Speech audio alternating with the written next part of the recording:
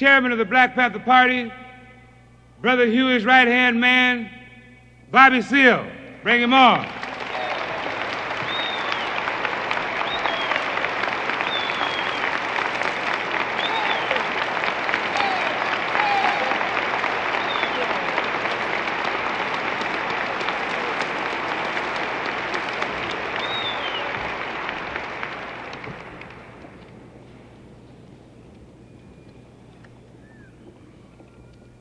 Brothers and sisters, I want to tonight have the chance to tell you in large mass something about Brother Huey P. Newton, a black man that I've been knowing for about 8 years, a black man who first introduced me to what black nationalism was all about. A black man that I have been closely associated with for the last 3 years in the organizing of a black people's party on a level that dealt with black people's problems.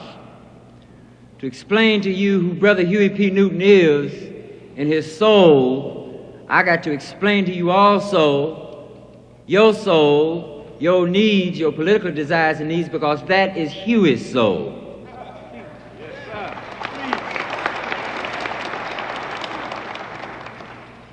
You know, I met Huey, and he told me that he first learned how to read real good when he was about 16 or 17, was coming out of high school. One of these counselors in school told me he couldn't be college material. So Huey got mad. He didn't like no white man telling him what he couldn't do. And Huey learned how to read. And Huey went to Oakland City College, and I went right there with him. And Huey got a 4.0, that's an A in sociology, psychology, political science, law. He ran it on down. He got A's all the way through and said, later for the man, I know what I can do.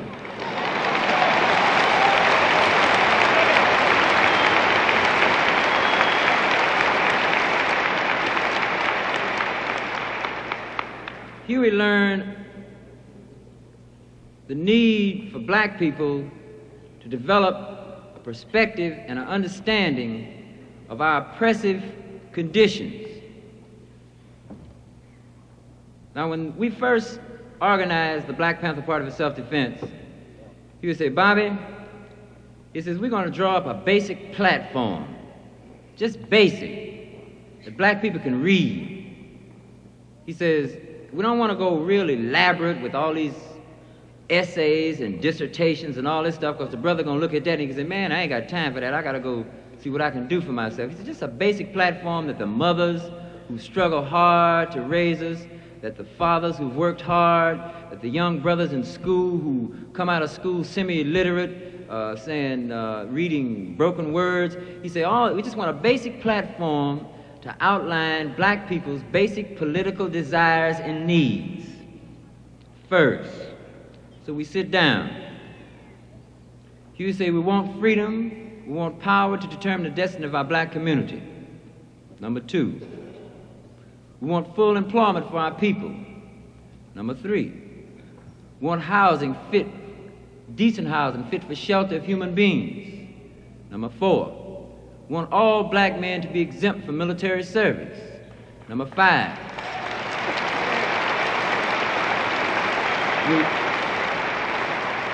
we want decent education for our black people in our community that teaches us the true nature of this decadent racist society, and to teach black people and our young black brothers and sisters their place in the society, because if they don't know their place in society and in the world, they can't relate to anything else. Number 6, we want an end to the robbery by the white racist businessmen of black people and black people in their communities. Number 7, we want an immediate end to police brutality and murder of black people.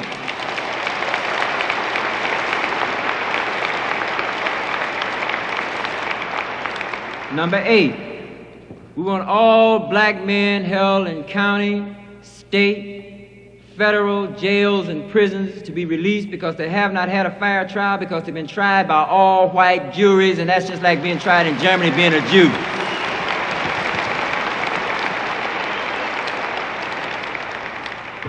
We want black people, number 9, when brought to trial, to be tried by members of their peers, and a peer being one who comes from the same economic, social, religious, historical, and racial background. That in fact, the black people, if the United States government and the courts and the local courts did this, they would have to choose black people from the black community to sit up on the jury. They'd have to choose some of them mothers who've been working 20 years in Miss Ann's kitchen scrubbing floors like my mother done done. They have to choose some of them hard-working fathers. They have to choose some of those brothers who stand on the block out there wondering where they're going to get a gig. They're going to have to choose these black people. And number 10, he would say, let's just summarize it. We want housing, we want clothing, we want education, we want justice, and we want peace. This is the basic platform. In case you never knew it or not, of all the things that you've heard in the press, of all the derogatory statements that's been made in the press about Brother Huey P. Newton and I, of all these derogatory statements to guide you away from seeing this basic platform that Huey was talking about for his own people. We have to learn to look through the white press. We have to learn to see what's going on.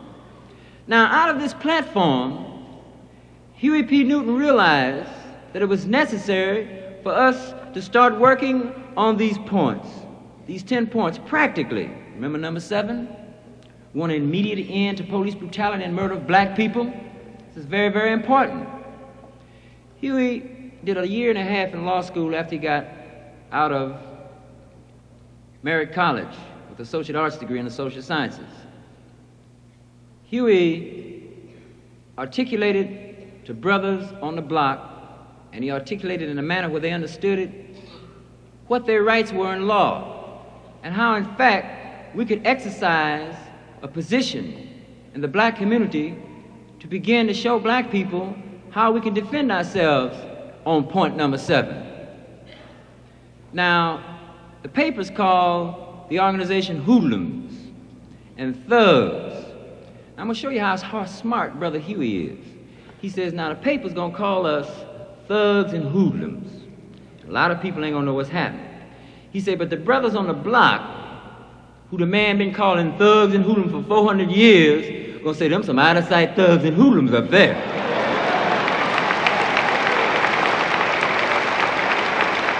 The brother on the block is gonna say, who is these thugs and hoodlums?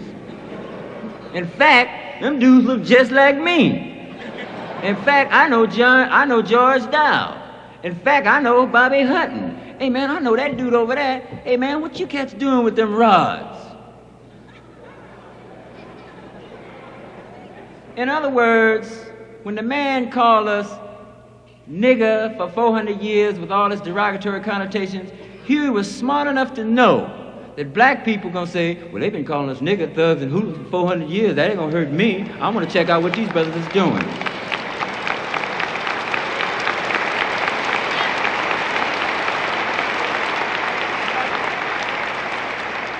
The insight that Huey had in knowing how to deal with organizing black people and knowing how to bring black people together.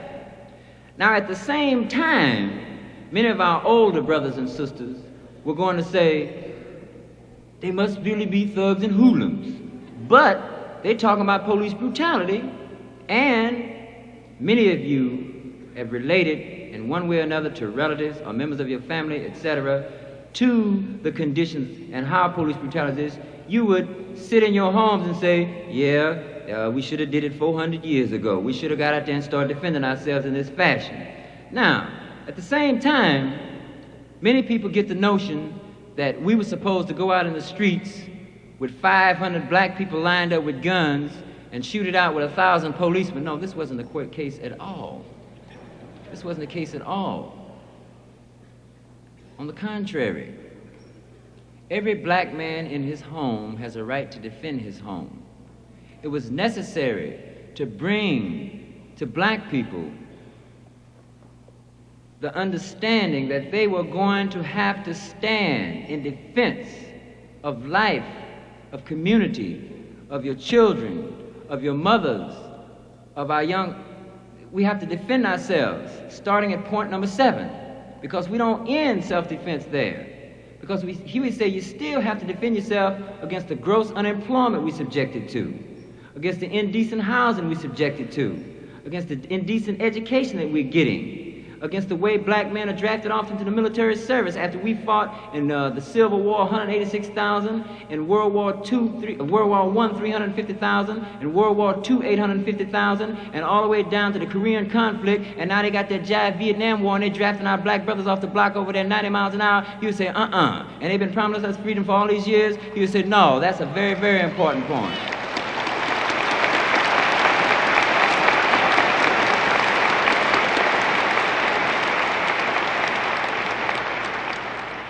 Every black man in this house should be against the war in Vietnam. He's got to be against the war in Vietnam because they're killing our black brothers over there.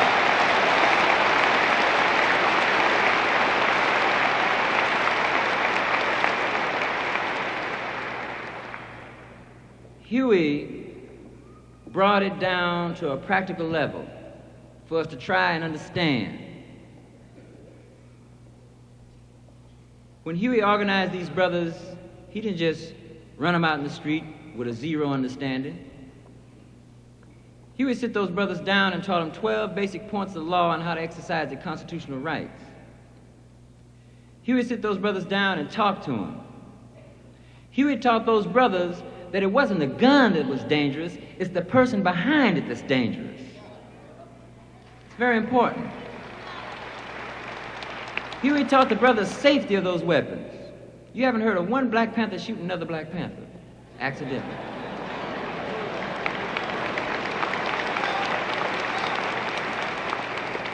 But from the information in one appearance in court with Charles Gary, the lawyer, he's saying that one cop down there shot the other cop where Huey was.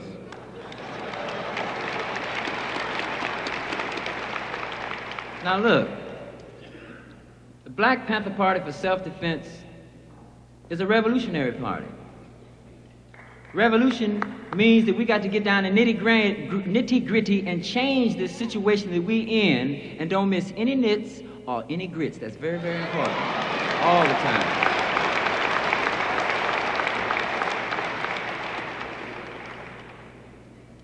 We also struggle to show you that it wasn't only the cops, but we had to deal with many other things, like a street light at Market and 55th Street. 3 kids coming from Washington School had been killed 2 years prior. We got with the poverty program, say got to be a street light here. And that if it don't be a street light out here, the Panthers gonna get right out here and we gonna direct traffic. They said, well, you tired of traffic. The traffic just gonna get tied up. Our little kids ain't gonna get killed.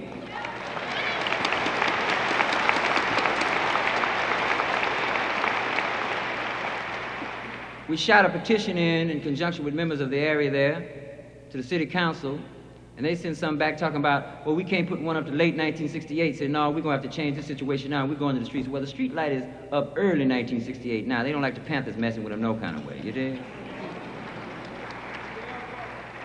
I'm saying that these programs have to involve not only the members of the Black Panther Party, they have to involve you as a whole.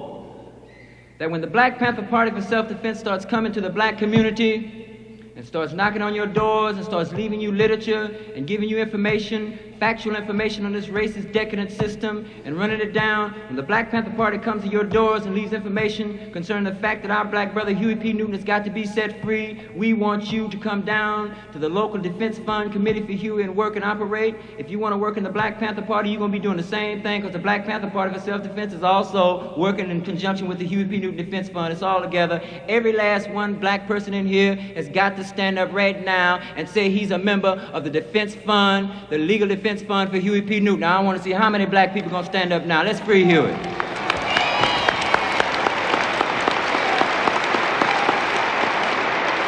I give you a hand. I'm going to give you a hand. You're the hero. Huey's going to call you the hero. He's always going to call you the hero.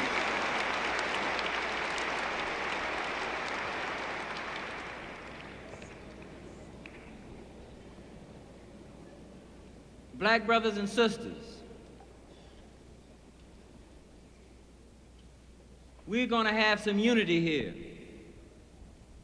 We're going to have some unity behind Brother Huey P. Newton, because Huey was trying to unify us to solve all of our problems. Huey was for us. The man has got Huey chained up. Watch where I point my finger. Did you see the building over there? Right in back, he's chained up in jail. Right across the street.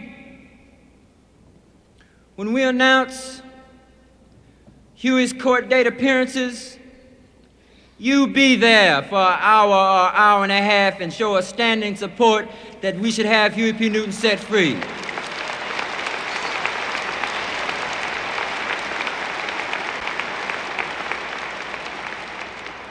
Be there, brothers and sisters, and tell your friends and explain to black people what Huey P. Newton was doing with the Black Panther Party self-defense, what kind of organization it was. Let people know that it is necessary that we must unify on all levels. In all the areas of oppression, we must deal with them. That right here in the confines of racist America, racism must be stopped.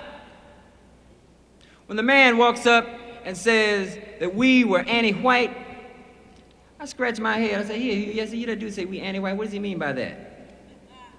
He says, well, I mean, you hate white people. I say, me? Hate a white person? I say, wait a minute, man, let's back up a little bit. That's your game. That's the Ku Klux Klan's game. I say, that is the Ku Klux Klan's game, to hate me and murder me because of the color of my skin. I say, I wouldn't murder a person or brutalize them because of color of skin. I say, yeah, we hate something, all right. We hate the oppression that we live in. We hate cops beating black people over their heads and murdering them. That's what we hate.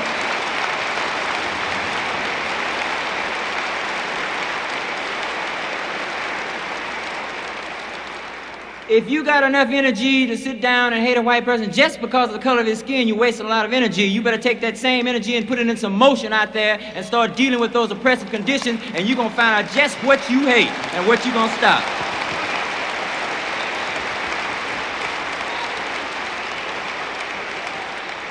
Black people, we are organizing to stop racism. You dig it?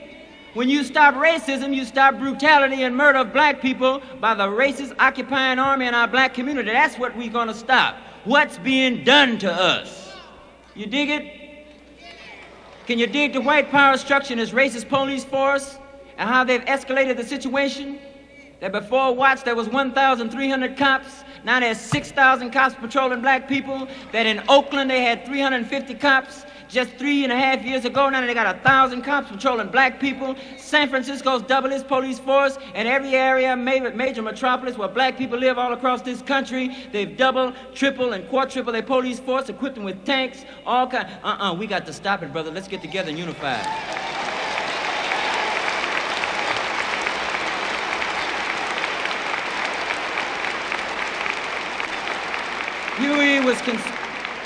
Brother Huey was concerned about the nation and the survival of black people. That's why tonight, and your standing support, we are all going to be concerned about him. I saw a picture in the paper where it said one sister had a sign that says, come see about Huey. And so every court date, I want everybody in this house to come see about Huey at that courthouse, because we're going to free him. Free Huey, come on. Free Huey. Free Huey. Free Huey. Free Huey! Free Huey!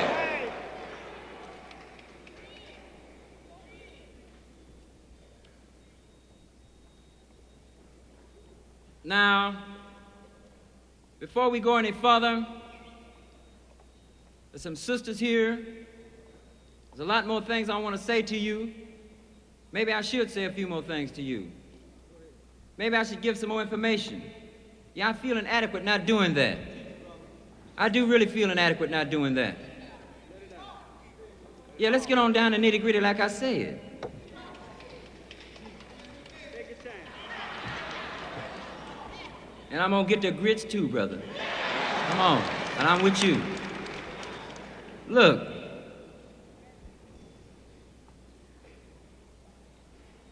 Let's go into a little detail. When a young black man comes out of any one of these high schools around here, he's not taught, now watch how this power structure is tricky, one iota about the white man's law. Then he plasters on TV that we're supposed to respect the law. Then some racist cop, who Brother Carmichael unhipped me to how the racist cops have come into this situation up here, because he says all down the post offices, all down south, they got brochures announcing jobs for cops in Oakland and San Francisco and Los Angeles, all these racist pigs up here. See, and this same pig that comes from way down there, and also coming up here with his other brothers who've been up here, getting together out in the streets and walks up to a young black man and says, boy or nigga, where you going? And the cop either reaches for his billy club or reaches for his pistol, and the brother don't see no respect for him as a human being. What else can the brother do at that point but say, man, if you hit me with that club, I'm sorry, I ain't going for it. You see, now look what happens here. The brother winds up busted. He gets put in jail. You read some junk in the paper. One occasion or another, either he's killed or murdered. He allegedly was burglarizing something, which is a bunch of bunk. That's the way the cops cover up their story. Or he assaulted me, the cops say, and it's passed off. But we got to learn to see through what's happening out there. When we go to the courts, where his brother got busted, you walk up in municipal court, and I know a lot of y'all been out there. Walk up in there, you know what you see in that court? 90% black people, and the other ones who ain't black are poor whites and our Mexican brothers. You catch it? You catch it? These cops are not in Piedmont brutalizing and intimidating white people. They are not in the Berkeley Hills brutalizing and intimidating white people. They are down in the black ghetto, where our communities are, where we have to have power to determine the destiny of our own community. Why shouldn't we have our own police station where we set up operations and organizations through the churches and everything else to choose our own policemen? Because when we choose our own policeman and we make the rule that that policeman have to live in our community, he ain't gonna be brutalizing too much if he have to come back home and sleep that night.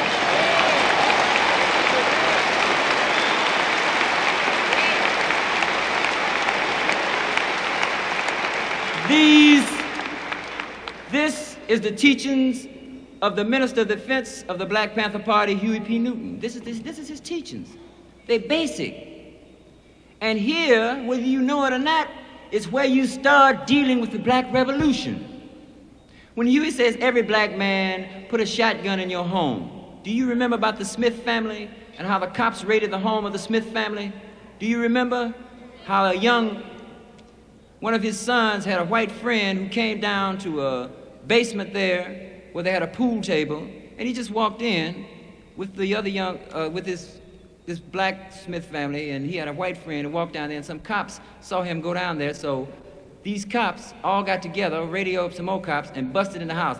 They said they thought it was prostitution. You know what they did? They walked in the house on a man, his wife, and his children, brutalized and beat the whole family up from child to mother to father, broken arms, crushed skulls, and then the cops turn around and charge the unarmed family with assault on a police officer. What kind of crap is that? That's why a black man needs a shotgun in his home. It's very important. You understand what I'm talking about? This is very, very important for us to recognize. And that once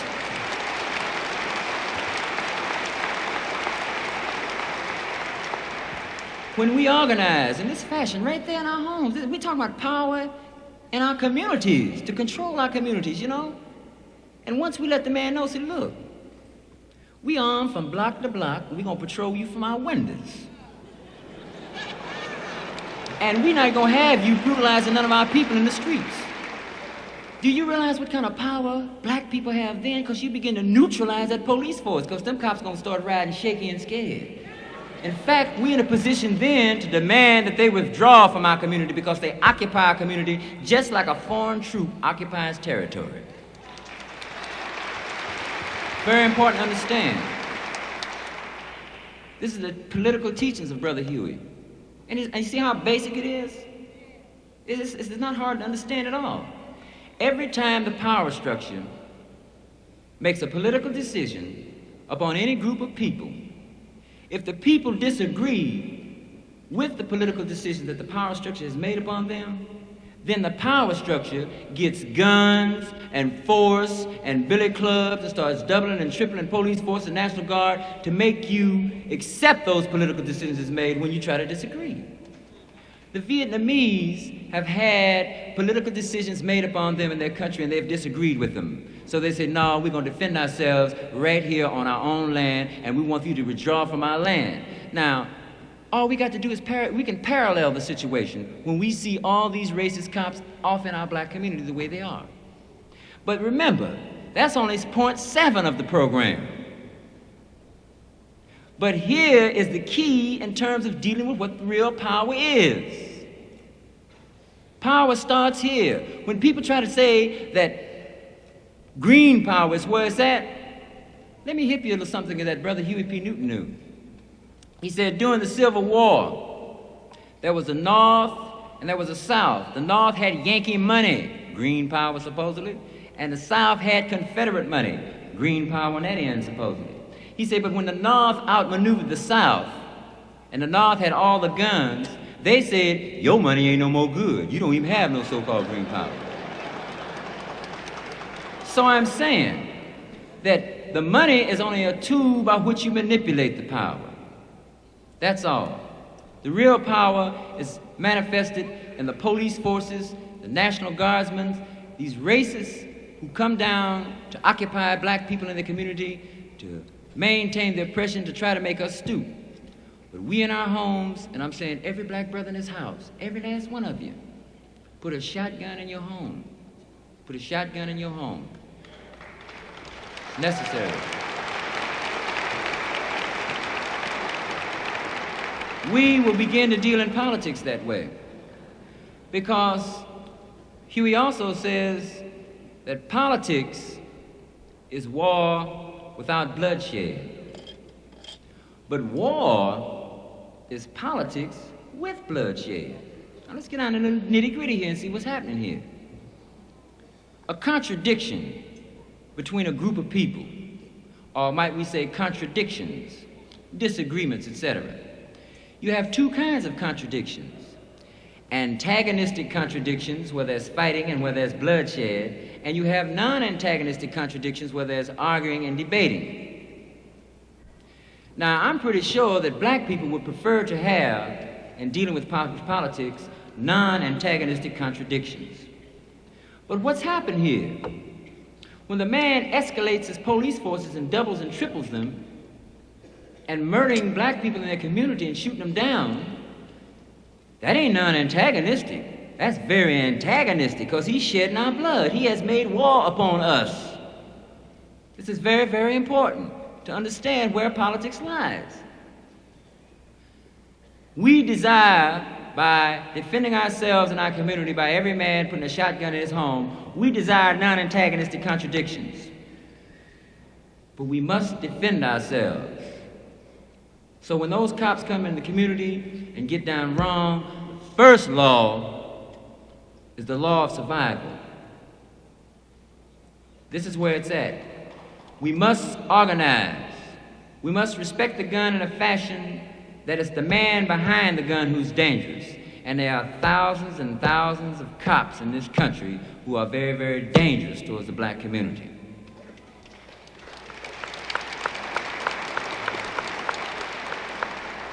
So let's come to the surface and think. Let's come up to the surface of the whole situation. Black people in this country, war has been made upon them. Black people don't sit down and say, oh, nothing's going to happen, and hope nothing's going to happen. Don't sit down and let a spontaneous riot happen in the streets where we get corralled and a lot of us are shot up unorganized. When I say spontaneous, black people organize. And black leaders, you got them up here. I'm only trying to contribute to the leadership. I was forced out here and it's necessary for me to do it, and I'm going to do my job. I'm saying that black leaders will get up and let the political power structure know where it's at and the changes we want, and that if that doesn't happen, then you will cause the political consequence in an organized fashion. The man doesn't have us outnumbered, he has us out-organized. Come on now. Come up to the surface.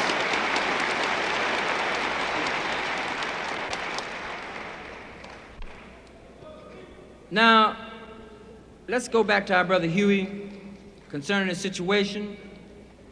I'm going to ask you, brothers and sisters, now. We have sisters in the audience.